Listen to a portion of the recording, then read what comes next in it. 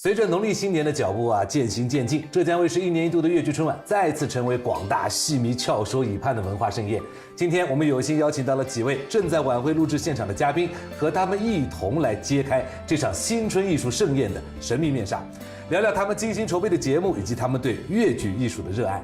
咱们先欢迎陈丽君来到我们的节目当中。你好 ，Hello， 大家好，我是陈丽君。先给大家来提前拜个年吧。祝大家事事如意，蛇年大吉！君君是我们浙江卫视粤剧春晚的常客了，已经第3年参加咱们的粤剧春晚了，而且每一年都有不同的精彩表现。前年春晚带来的是青春美好的新版《梁祝》片段18相送，对吧？还参加了舞女拜寿片段的表演。去年的春晚呢是在君君的家乡嵊州录制的，不仅演了舞女拜寿的奉汤一折，还和新龙门客栈的全体演员一起把小客栈是搬到了春晚舞台。那今年你会带来什么样的作品给观众？先给咱们剧透一下。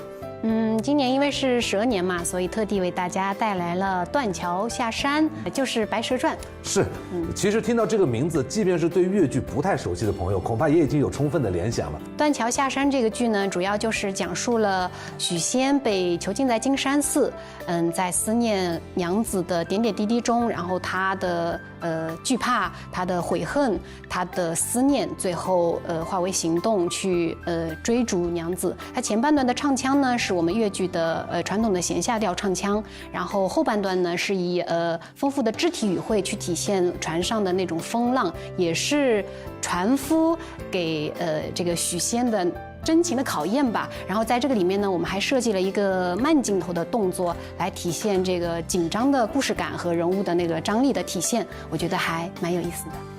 这几年其实你从未停止过在传统文化还有在粤剧表演上的探索和努力，所以今年参加粤剧春晚有什么特别的感受或者自己的期待吗？我觉得粤剧春晚是一个特别好的平台，因为它给了我们这些年轻演员更好的展示自己的更多的这个机会，也让我们粤剧以更灵动、更活泼的形式面向大家，跟广大的观众朋友们见面。所以我觉得特别感谢粤剧春晚。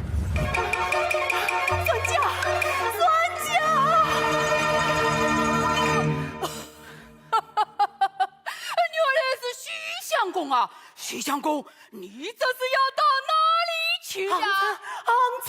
航程太远了，我多加算计，风浪太大。算计，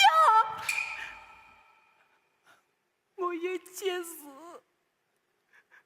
我劝你了，我劝你了。老还我再见不得屈臣。来，上船，上船。多谢算家，多谢算家。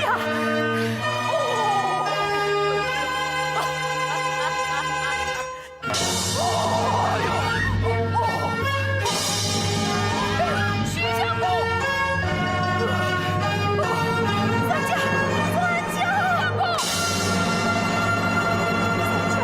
算家。徐相公，这侬为啥急忙去航程？急匆匆载我娘子回家门。怎么，小夫妻吵架啦？怪我不知耳边太父亲。这侬为啥要不知耳边？